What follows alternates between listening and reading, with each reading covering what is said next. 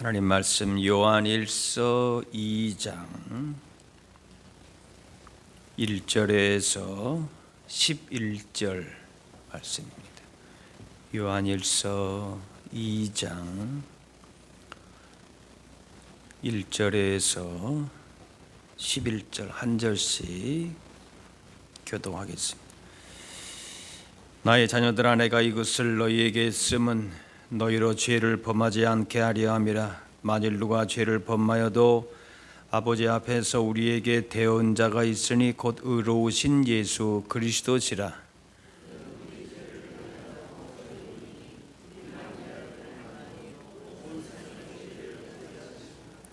우리가 그의 계명을 지키면 이로써 우리가 그를 아는 줄로 알 것이요,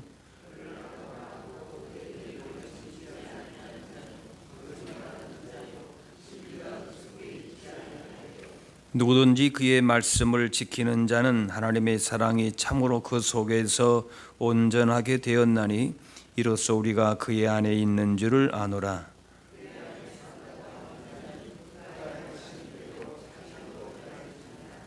사랑하는 자들아, 내가 새 계명을 너희에게 쓰는 것이 아니라 너희가 처음부터 가진 옛 계명이니 이 옛 계명은 너희가 들은 바 말씀이거니와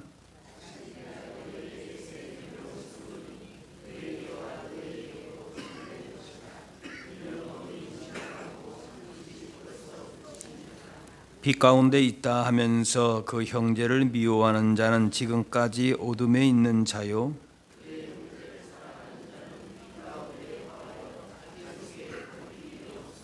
같이 봅니다. 그의 형제를 미워하는 자는 어둠에 있고 또 어둠에 행하며 갈 곳을 알지 못하나니 이는 그 어둠이 그 눈 멀게 하였음이라. 아멘.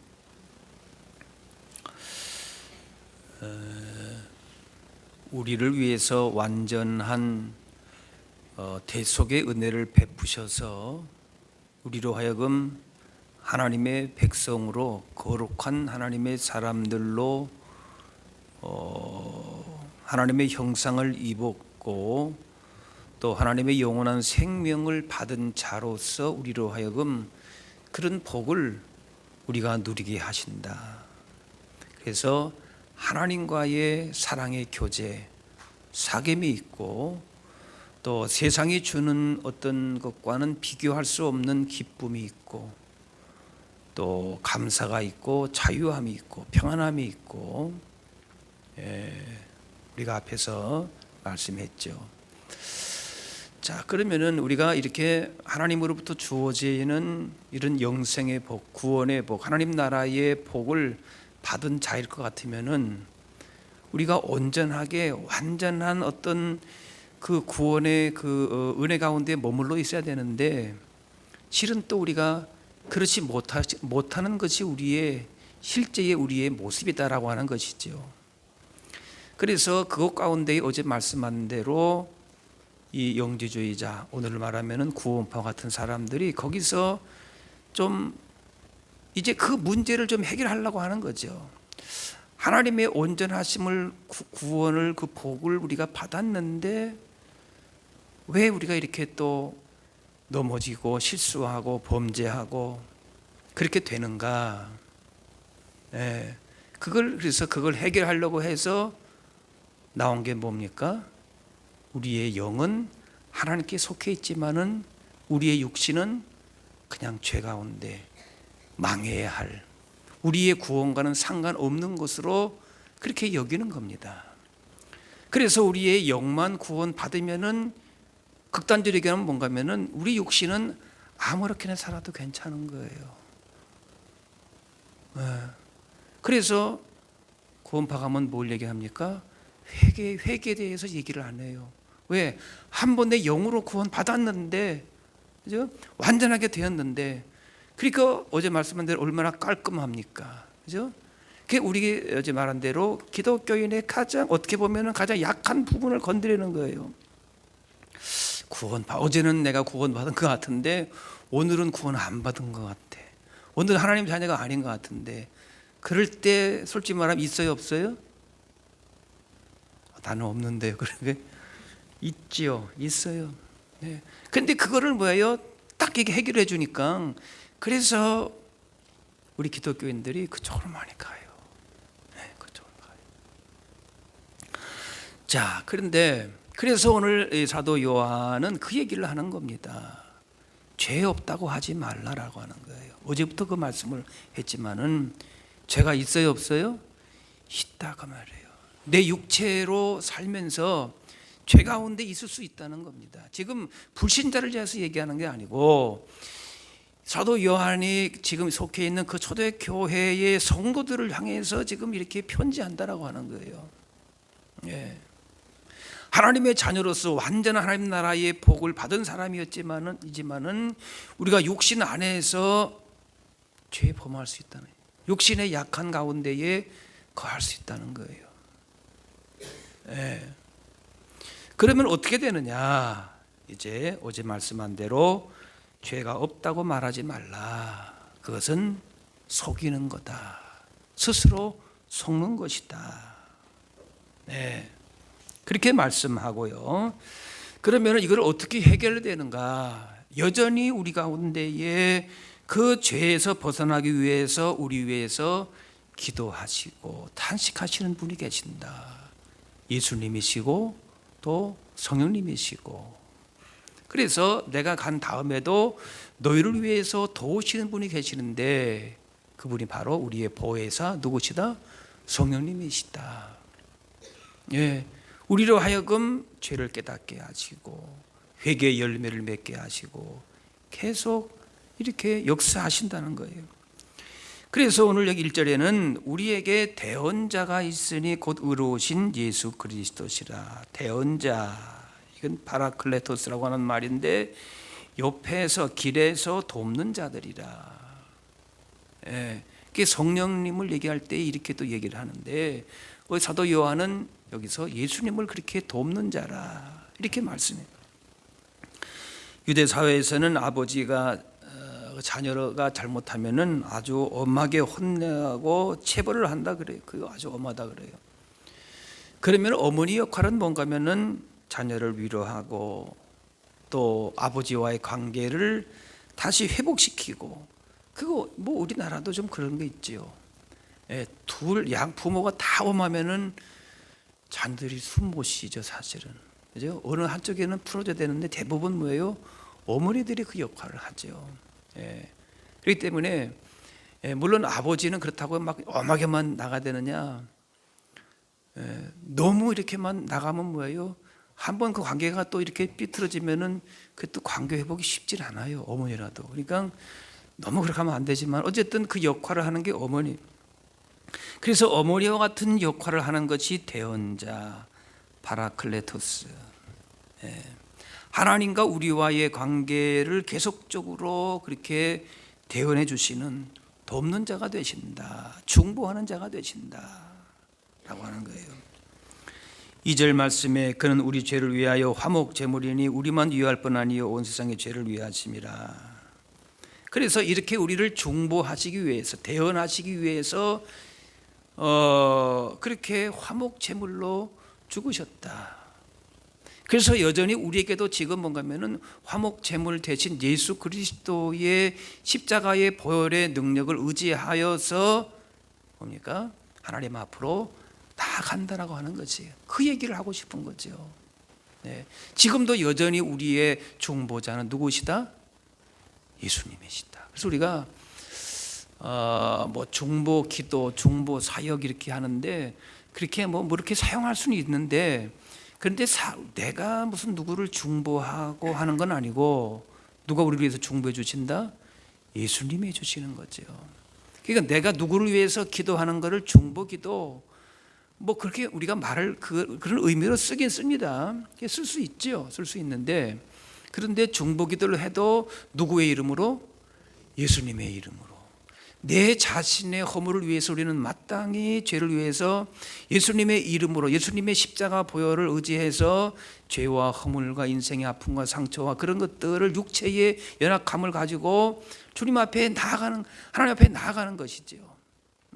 그리고 다른 사람의 허물과 인생의 문제와 그 다음에 가정과 교회와 이 나라 이 땅의 고통과 아픔과 여러 가지 슬픔을 가지고도 우리가 나가는데 내가 해결하는 것이 아니고 누구로 말미암아? 화목제물 대신 예수님으로 말미암아. 믿습니까? 예.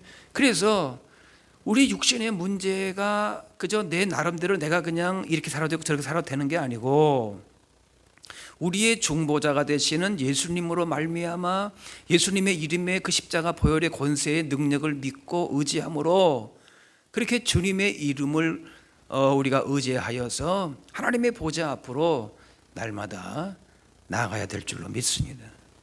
네. 그래서 예수님으로 말미암아 우리가 첫날 얘기한 대로 하나님과 사귐을 갖게 되고 그 사귐을 통한 하나님 나라의 복을 누린다. 그 기쁨을 누린다. 이렇게 말씀해요. 세상과는 차원이 다르다라고 하는 것이에요. 그런데 그 사랑을 우리가 온전하게 하나님과의 사랑의 관계가 온전해지는 것은 예수님으로 말미암아 우리가 주어지는데 그러면 우리가 할 일은 없는가? 그래서 말씀하는 거예요. 그러면은 예수님의 이름, 물론 예수님의 이름을 의지하고 나아가는 거 그것도 우리가 해야 될 일이지만은 그런데 그렇게 예수님의 이름을 의지하여 나아가는 자는 어떠한 자인가? 5절에 그 말씀, 누구든지 그의 말씀을 지키는 자는 하나님의 사랑이 참으로 그 속에서 온전하게 되었나니. 예. 그 하나님 예수님이 우리 가운데 주신 대속의 사랑, 화목 제물 대신 그 은혜를 온전하게 누리는 사람은 뭔가면은 그 사랑, 하나님의 사랑이 온전하게 그 안에 머무른 사람은 어떤 사람인가? 그의 말씀을 뭐예요? 지키는 자다. 예. 그렇게 사도 요한은 연결을 시키고 있다라고 하는 거예요. 그러면서 하나님의 사랑을 받은 자로서 우리가 구원받은 백성을 하나님과의 서로의 사귐이 있고 그 안에서 또 우리가 사람들과의 사귐이 있고 교제가 있고 첫날에 그 말씀 드렸죠. 영원한 생명을 받은 자로서의 그 기쁨과 복을 누린다라고 하는 거죠. 그러면은 그 복을 누리는 자의 모습이 그냥 기쁘다, 감사하다, 좀 추상적이죠. 그렇지 않습니까? 예. 그러면은 저마다 조금 다를 수 있어요. 생각하는 것이. 예. 구원파도 뭡니까? 구원의 기쁨을 얘기를 합니다. 하나님의 사랑을 얘기를 해요. 어떻게 보면은 우리와 별로 다른 게 없어 보입니다. 예. 그런데 육신의 그 이런 행함으로 볼 때는 어떤 책임적인 그리스도인의 모습이 아니다라고 하는 거예요. 그렇기 때문에 우리의 삶을 통해서 하나님 주신 사랑이 있고 사귐이 있고 하나님 나라의 복을 누리는 그 모습이 온전하신 그 속에서 온전하게 되어지는 그 하나님과의 사귐과 하나님 나라의 복이 무엇을 통해 나타나느냐? 바로 뭐예요? 말씀을 지키는가? 네. 그런데 그 말씀을 지키는 것인가에 큰 표제가 되는 게 뭔가면은 예수님 주신 그 새 계명대로 살아가는 거다. 7절, 8절. 이 옛 계명은 너희가 들은 바 말씀이거니와 내가 다시 너희에게 새 계명을 쓴다. 네. 새 계명을 쓴다. 이 계명대로 행하는 자라야 하나님의 사랑을 받은 자이고 하나님과 사귐이 있는 자이고 하나님 나라의 자녀와 백성이라고 할 수 있다. 예. 그냥 믿습니다만 세게 한다고 해서 그게 믿는 게 아니다. 그 얘기를 하고 싶은 거죠. 그 사랑이 새 계명이 뭡니까? 형제와 자매를 사랑하는 것이다. 하나님을 사랑하고 내 이웃 사랑하는 것이다. 그런데 이것이 뭔가면은 옛 계명, 모세를 통해 주어진 예전에 주어진 율법에서도 이미 있는 것이다. 그러면 왜 새 계명인가라고 하는 거죠. 왜 새 계명인가? 이미 주어졌는데, 그죠? 레위기 말씀에 또 뭐예요? 하나님 사랑하고 이웃 사랑하고 이것이 예수님도 말씀하신 이것이 모든 율법의 대강령이다. 이것이 성경의 가장 중요한 핵심적인 내용이다. 이미 예수님도 다 말씀하셨다는 거예요. 그런데 왜 새 계명인가? 이전에 있었던 율법의 명령과 그 다음에 예수님을 통해서 주어진 이 새 계명은 뭔가 하면은 서로가 다른 차원이다. 예, 결이 비슷한 것 같아도 다른 차원이다라고 하는 거예요. 예, 서로 사랑하라. 그 말은 같지만은 다른 차원의 사랑이다. 그래서 새 계명이다. 그러면 어떤 사랑인가? 예, 앞에서 사실은 이미 얘기를 했죠. 태초부터 계신 생명의 말씀이 우리 가운데에 주어졌다. 그리고 그 생명의 말씀이 우리 가운데에 주어진 것은 뭔가 하면은 우리 가운데에 화목 제물로 우리 가운데에 주신 그 사랑으로 우리가 이렇게 되었다. 이미도 앞에서 사실은 말씀했죠. 그 차원이 다른 그 사랑으로 우리가 살고 있다는 겁니다. 그래서 새 계명이다. 율법을 지켜서가 아니고 뭘 우리가 행함을 통하여서가 아니고 이미 그것은 끝난 거예요. 사실 율법의 행위로서의 우리의 신앙 생활은 이미 끝난 거, 이미 폐기가 된 것이에요. 그 정신은 있지. 하나님 사랑하고 이웃 사랑하는 정신은 있어도 그러나 차원이 다른 더 깊고 더 풍성하고 그야말로 우리 가운데 생명이 있는 그 사랑이다. 9절 10절에 그래서 말씀하고 우리가 9절 10절 같이 우리가 한번 보겠습니다. 9절 10절 시작. 빛 가운데 있다 하면서 그 형제를 미워하는 자는 지금까지 어둠에 있는 자요 그의 형제를 사랑하는 자는 빛 가운데 거하여 자기 속에 거리낌이 없으나. 서로 하나님의 사랑을 받았단 말이에요. 하나님의 자녀가 되었다. 그러면 그 안에 서로 사귐이 있고 기쁨이 있고 하나님 나라의 복을 이 땅 가운데 살지만은 차원이 다른 그 사랑을 나누게 되어 있다라고 하는 겁니다. 예, 전혀 다른 어떤 기쁨이 그 안에 있다. 하나님 나라의 복을 누리고 있다. 그래서 예수님께서 이 땅에 오셔서 첫 번째 말씀하신 건 뭐예요? 회개하라. 천국이 가까웠다. 천국의 복을 우리가 지금 누린다는 거예요. 그 기쁨을 우리가 가지고 있다는 걸 예수님이 말씀하신 거예요. 그런데 그 사랑의 사랑의 사귐과 기쁨을 아직 누리고 있지 못하다라고 하는 것은 뭐예요? 아직 어느 가운데 있다? 어두움 가운데 있다. 네. 아직 사랑의 빛, 생명의 그 빛을 아직 제대로 받고 있지 못하다. 그런 말씀이라고 볼 수 있어요. 그래서 빛 가운데 사는 자 있는 자는 자기 속에 꺼리낌이 없다. 걸려 넘어지는 일이 없다. 사람이라고 하는 건 뭐예요? 서로 사랑하고 관계를 맺어가고 하는 건 뭐예요? 서로가 무슨 관계성이 있다든지 이렇게 인간적인 뭔가가 있어야 서로 사랑하고 잘해주고 이런 것이지 그런 거 없이 뭘 잘해준다. 이거는 조금 어떻게 보면 조금 요즘 같은 세상에는 더 낯설죠. 이상하죠.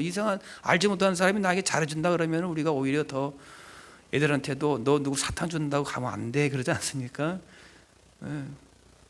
그런데 우리가 우리 안에 빛이 있고 하나님의 사랑이 있는 자는 뭐예요? 그런 꺼리끼는 것이 없다. 걸려 넘어지는 것이 없다. 제한이 없다는 거예요. 그런 사랑을 우리가 받았고 우리가 그런 사랑이 우리 가운데에 있다. 그래서 새 계명이다. 예수님께서 그렇게 우리를 사랑하셨다는 것이죠. 아무 조건 없이 아무 사랑받을 만한 그런 존재들이 아닌데 우리를 위해서 친 십자가에 제물 되셔서 우리를 사랑하셨다. 그게 뭐예요?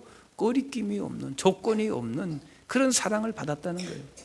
그렇기 때문에 우리도 그런 사랑을 받은 자로서 그 복을 누린다는 겁니다. 율법적인 행위가 아니고 내가 이걸 뭘 해야 된다 하지 말아야 된다 그런 우리가 율법의 행위로서가 아니라 그 사랑을 받은 자는 뭐예요? 마땅히 그 사랑 가운데 그 빛 가운데에 거하게 되어 있고 이전의 어두움은 물러가게 된다는 겁니다. 그렇게 11절 말씀, 우리 11절 같이 한번 봅니다. 시작. 그의 형제를 미워하는 자는 어둠에 있고 또 어둠에 행하며 갈 곳을 알지 못하나니 이는 그 어둠이 그의 눈을 멀게 하였습니다. 네. 사랑 가운데 거하지 못하게 될 때에는, 하나님의 빛 가운데 거하지 못하게 될 때에는 어느 방향으로 가야 될지 알지 못하는, 예. 앞을 보지 못하고 나아가지 못하고 그런 삶을 살게 된다.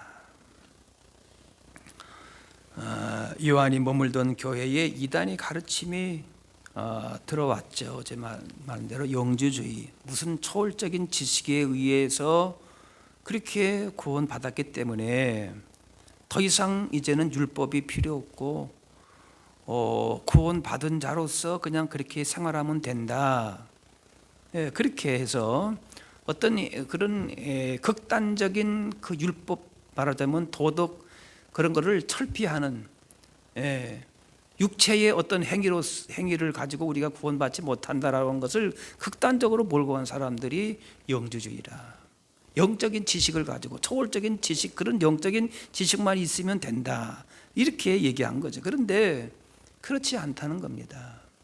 하나님 주신 구원과 그 기쁨과 그 사랑이 뭐예요? 우리의 삶을 통하여서 구원의 열매로, 회개의 열매로 변화된 그런 우리의 삶의 말씀을 지켜 순종하는 모습으로 어떻게 해요? 나타나야 된다.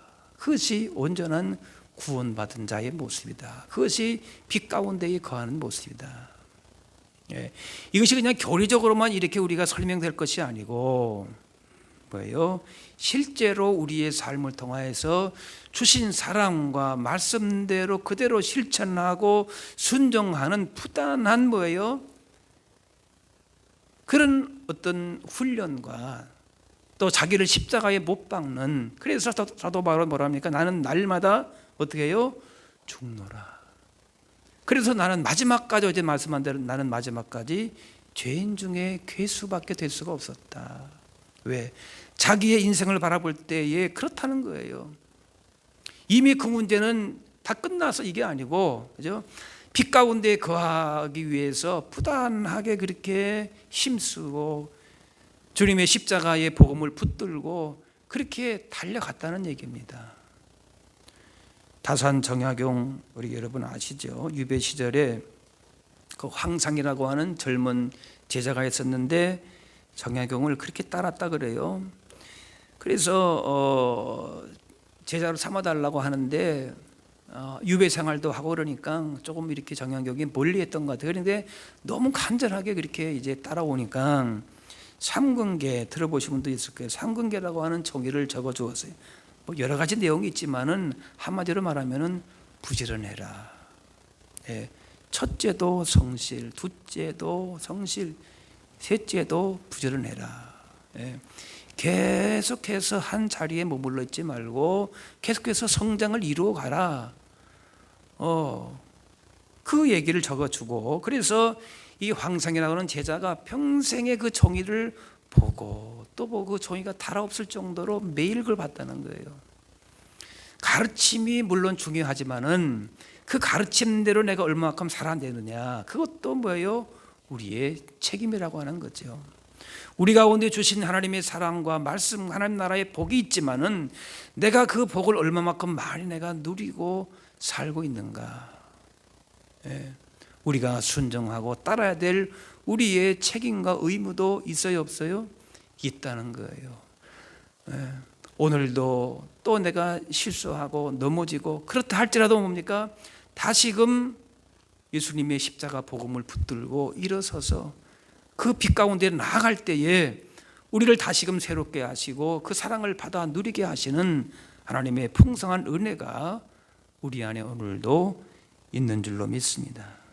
우리 가운데 주어진 이 새 계명, 내 중심적인 그런 삶이 아니라 하나님 진정으로 사랑하고 그 완전하신 하나님의 사랑을 마음에 품고 이웃을 향하여서도 그 사랑을 나타내는, 그대로 말씀으로 순종하며 살아내는 그런 성화된 그런 사람으로 사도 요한 예수님 따라다닐 때에는 성격이 불같았습니다. 보안하게 우레의 아들이라, 번개의 아들이라, 그만큼 성격이 급하고 그런 사람이었어요. 그런데 나중에 뭡니까? 이 요한이 어떻게 변했습니까? 요한의 별칭이 뭐예요? 나중에는 사랑의 사도. 우리가 붙인 거죠. 그냥 요한복음이나 요한 1, 2, 3, 4 보면 뭐예요? 사랑, 예수님의 사랑에 대한 말씀들이 강조가 많아서 사랑의 사도다. 예. 그리고 예수님의 어머니도 끝까지 그렇게 자기 어머니처럼 보호하고 그랬던 게 사도 요한이 다 변했죠. 성화되었죠. 이렇게 우리가 하나님 사랑하고 이웃을 사랑하는 주님의 새 계명대로 살아야 할 이런 의무와 책임이 우리 안에 사명이 있다는 사실을 기억하면서 말과 마음만이 아니라 주신 그 사랑과 그 은혜와 말씀대로 얼마든지 참 빛 가운데 행할 수 있음을 우리가 믿고 주님 우리가 바라보면서 하나님 자녀된 그런 복을 증거하면서 또 누리며 살아갈 수 있어야 할 줄로 믿습니다. 기도하겠습니다. 사랑의 아버지 하나님, 오늘도 우리를 주의 전에 불러주시니 감사합니다.